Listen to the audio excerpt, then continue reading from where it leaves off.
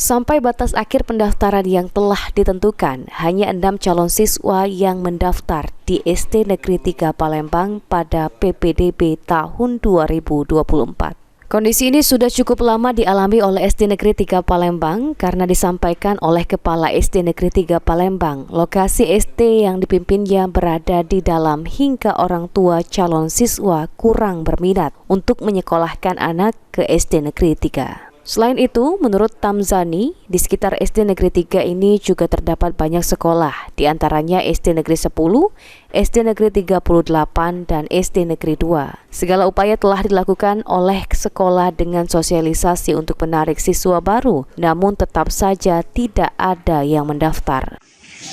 Yang pertama barangkali karena lokasi kita di dalam, yang pertama. Kemudian sekolah kita ini kan banyak dari etnis, macam-macam, bukan hanya muslim saja kan, ada berbagai agama mungkin ya.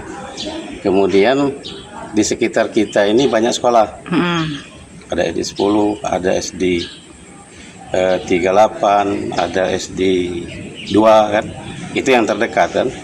Ya mereka mungkin milih mana yang enak menurut wali siswa masing. Dilihat dari fasilitas SD Negeri 3 mempunyai fasilitas yang cukup memadai, baik lapangan, gedung maupun di dalam ruangan. Dengan kondisi saat ini, SD Negeri 3 tinggal menunggu pelimpahan dari SD yang kelebihan calon siswa. Ilham Wahyudi, PAL TV.